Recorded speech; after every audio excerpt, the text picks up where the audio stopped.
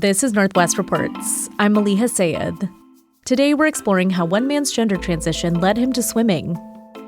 Torrey Stephenson was born biologically female, but over the years realized that he identified as a man. He took steps to affirm his gender, like getting top surgery in 2020. As he got more comfortable with his body, he decided to take on a new challenge: learning how to swim.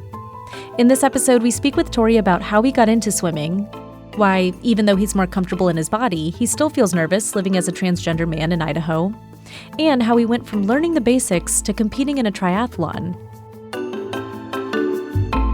So I think it would be helpful to kind of go back to the beginning and get a sense of, your relationship to your gender identity and when you first started to feel like the gender that you were assigned at birth was not aligned with the gender that you identified with. Yeah, sure.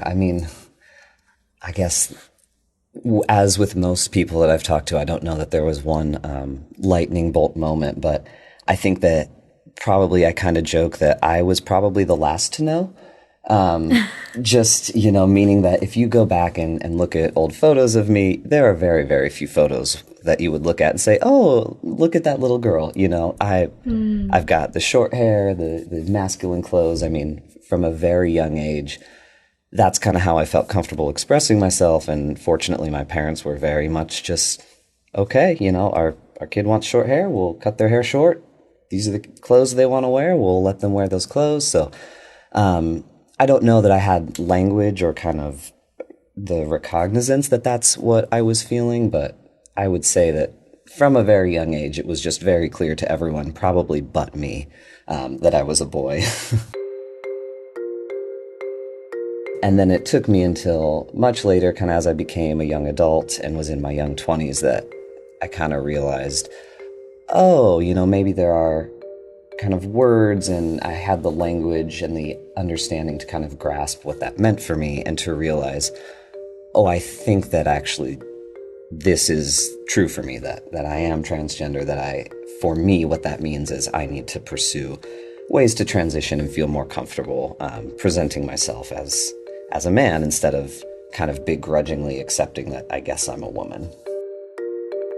How did growing up and not identifying with the gender that you were assigned at birth affect you and particularly that relationship to swimming? I think growing up, there were things that I was just less inclined to do because I didn't feel comfortable. And I don't know that that's particularly a unique experience.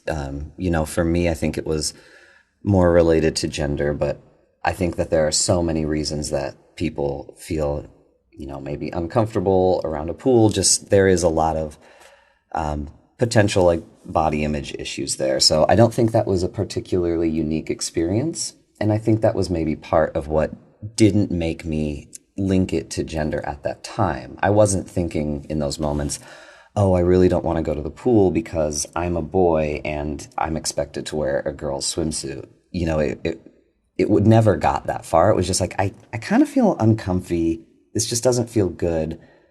I'm just not going to do that. But it wasn't ever a gender thing to me of just like, I can't do this because I'm trans or because I don't feel like the gender that I'm, quote, supposed to be. At the end of the day, I was still a kid. There was definitely still times I would be splashing around in the lake or, every now and then I would go to the pool because that's where my friends were. But yeah, I definitely never learned to swim comfortably. I just kind of would kick and splash around and think, well, I haven't drowned yet, so I guess I can kind of swim.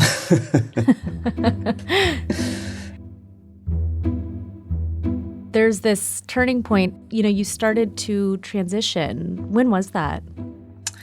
Gosh, what a good question. It would have been, I think the end of 2017 is when I decided to start hormone therapy, which was an important part of my transition. How did that sort of shift your relationship to swimming, or how many years later did swimming sort of seem more accessible to you? Yeah, I think it took a while. For me, being able to start hormones did cause or result in a lot of changes that I was really happy with. I felt way more affirmed. I was like, wow, I feel like I am this person that I have always felt that I am. But I don't think that that had any impact on my like desire or thoughts about swimming, because that was still so much more linked to my body and like changes that testosterone couldn't really make for me. So I would say that it wasn't until I actually ended up getting top surgery that I really started to think, oh my gosh, okay, now I feel like I can show up in the way I want to in a, swimming context. I can just wear trunks. I don't have to figure out how I'm going to cover the top half of my body. And it wasn't until that happened that it even crossed my mind that maybe I would like to revisit swimming and think about that again. That was really the key for me, was being able to have that top surgery. And that top surgery, was that 2020? It was, yeah. It was February of 2020. What good timing, right? Oh, no. If I had waited a month, this would be a very different story, I think. Yeah. So you got top surgery, and then how did you sort of, oh gosh, I was going to say a cheesy pun. I was going to say, how did you dive into swimming? That was unintentional. How did you first start, getting into swimming, and what did that look like? Yeah, I mean, again, it wasn't this lightning bolt moment. It wasn't as if it was something that was on my mind. And I'm not going to pretend that I went into surgery thinking, gosh, when I'm done with this, I'll finally be able to swim. That was really low on my priority list. Right. But I think that just kind of, afterwards, it still takes time to become comfortable taking my shirt off in public, and that took time as well. But then slowly, as I kind of started to become more comfortable in my body, I think it took, I would say, several years. I wasn't really thinking about swimming until I was here in Idaho a couple years ago, and started to think like, maybe this is something that I kind of feel like ready to do. I think that it was, once I was here that I really started to think about it. But then, okay, I'm okay within myself and within my body, but moving to Idaho and living in Idaho did honestly make me, and still makes me to some extent, just a little bit nervous. It's not a safe place for trans people, broadly speaking. So that, then again, was another concern I had to think about. Yeah, could you talk a little bit more about that? Yeah, I moved to Moscow having only visited once from Colorado, where I was at, kind of the outskirts of a university town, was pretty open-minded, pretty accepting. I didn't have too much trouble there, and I really wasn't sure what to think when I moved to Idaho. And I'm very fortunate to say that here in Moscow, where I live, I think the community is wonderful. I have very supportive and wonderful people around me. I feel very safe in Moscow. But of course, it's very hard to square that with the broader state and, the headlines you read about Idaho. There's this constant cognitive dissonance of, I love being in Idaho in Moscow, but just the actions of Idaho as a whole and the legislature targeting not only trans people, but certainly including trans people, and particularly trans kids, is just, it's so unacceptable and hard to square with my reality and kind of my version of Idaho. And so I think I constantly live with that tension a little bit of, I do feel safe in Moscow, but I'm not always entirely sure. Every time new legislation passes, I feel like I need to go check and say, okay, am I going to be affected by this one? The legislation recently about who can use what locker rooms, I had to look that up and say, okay, is this just for younger school kids? Does this apply to me too? What does this look like for me? Turn now to Idaho, where the new law restricting transgender students' choices in school bathrooms has just been signed by Idaho Governor Brad Little. Governor Little signing that legislation on Friday, banning transgender students from using restrooms that don't align with their assigned gender at birth. That ban goes into effect on July 1st. It does not apply to single occupancy restrooms. Under this law, students could take with legal swimming, action that against was a a school fairly recent kind of thing that you dove into, right? That was last year?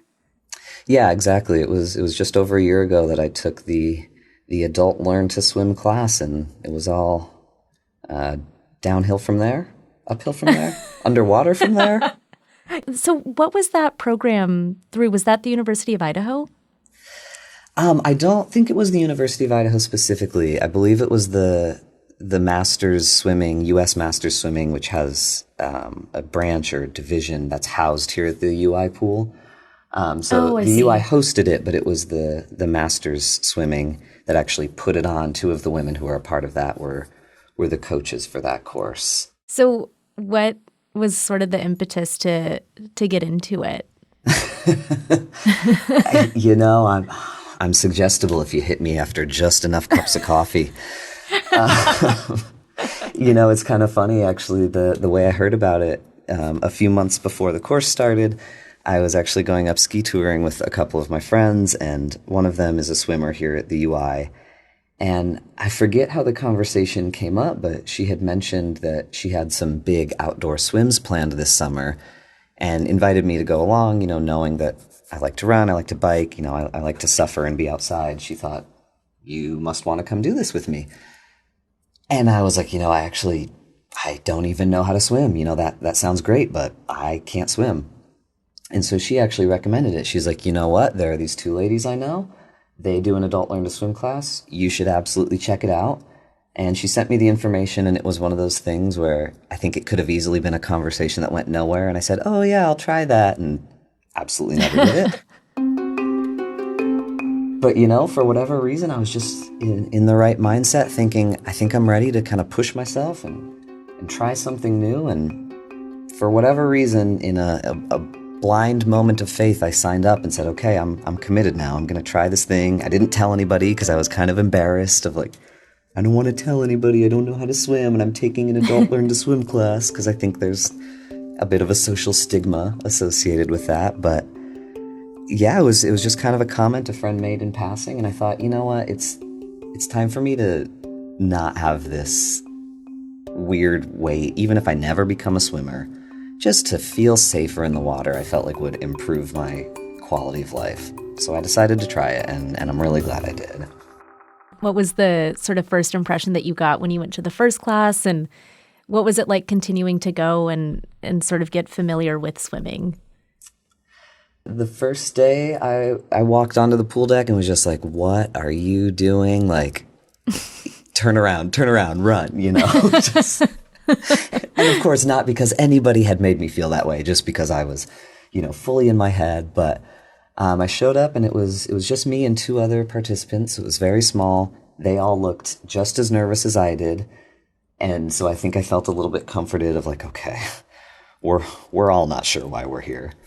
But Debbie and Sue, who were the women who taught the class, were just so wonderful, so welcoming, immediately kind of saw us and welcomed us over and introduced themselves and made us feel really comfortable.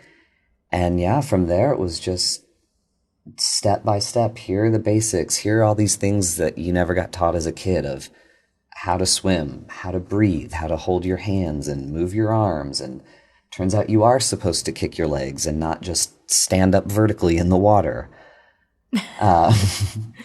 And so, yeah, I think after that first class, I still felt a little bit nervous, but I just felt so much more comfortable.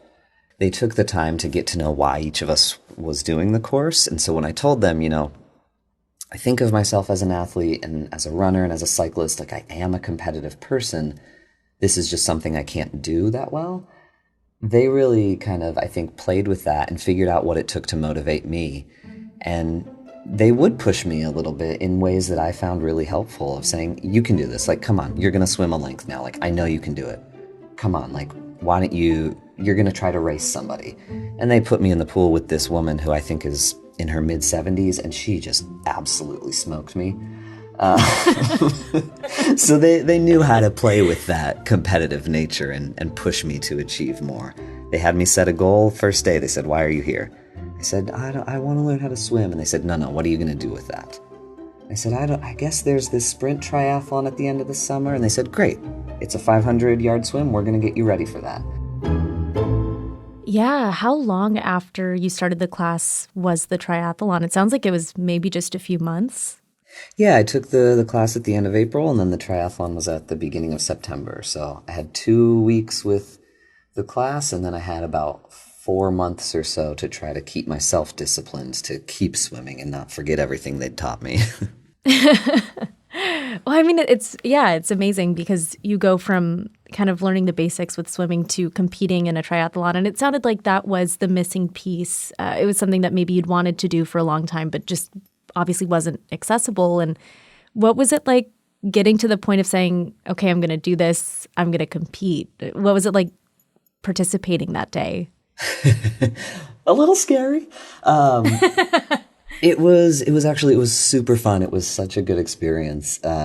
Actually, when I showed up that morning and checked in, Debbie and Sue were both there and recognized me, and they're like, "Oh my gosh, you're here!" They really hyped me up, which felt great. And in order to kind of push myself socially to commit to it, I had actually recruited a little group of my friends. So I think there were 3 or 4 of us there that morning that were doing the triathlon, and so that was really fun. That I had my friends there. I had that support system there. And, once I got in the water, it was really mellow. It's a small town triathlon. It was not some sort of, Ironman. Everybody there was really mellow. And so it just felt very comfortable to be like, okay, this is not as scary as I thought it was. And as soon as I was out of the water, I was just like, holy cow, I survived, and was just kind of running on adrenaline for the rest of it. And so it was a blast. It was really a great event.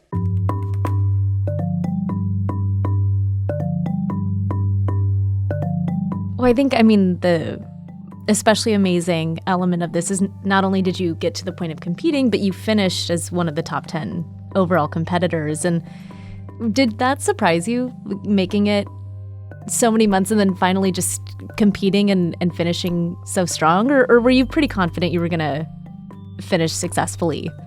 Oh, I was not confident. I was pretty confident I would finish, period. I was like, you know what, as long as they don't have to drag me out of this pool, I will finish this. But no, I really had no idea what to expect, I was most confident in my abilities as a runner, but the running leg is the last leg. So I just had no idea how tiring the other 2 legs would be. And I don't think it's fair to say that I trained for it, per se. I swam a little bit and I ran a little bit, but I was not doing tailored workouts for a triathlon. I was just kind of showing up going, I know I can do each of these things separately, and this is the shortest possible distance I can do. So let's give it a try. And yeah, so then to get out of the pool kind of with most of the other competitors in that heat, and to not lose too much time in the ride and to make up some of that time in the run was, I think every minute of that was kind of a pleasant surprise to me to be like, wow, I'm doing okay. I'm doing okay. So yeah, I would not say I went into that thinking, okay, I can take these people. I went into it thinking, I just hope I'm standing at the finish line.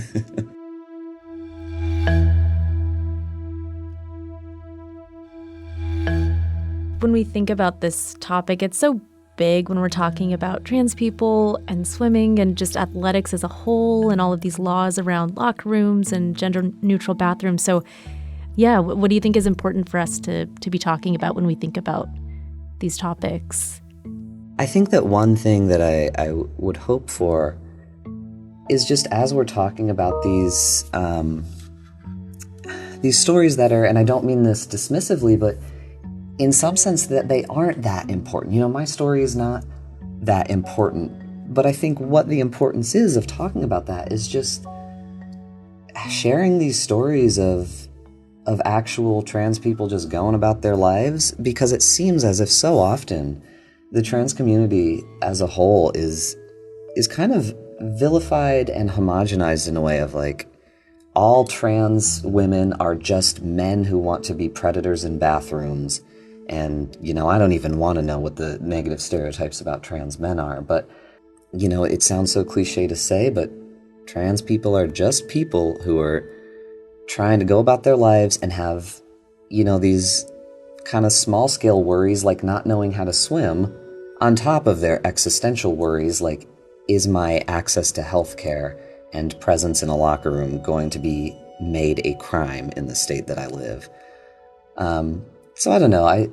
It maybe feels like silly or trite to say that I hope stories like this kind of get the point across of like, oh, whatever I was scared of and whatever like boogeyman image I had in my head of a trans person, maybe that's not true.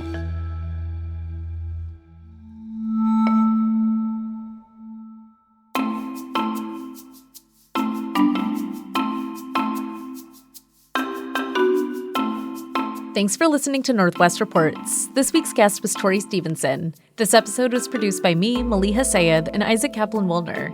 The story editor was Ryan Famuliner. Our executive producer is Sarah Menzies. You can subscribe to Northwest Reports wherever you listen, and whatever platform you're listening on, please review us. We'd love to know what you think of the show.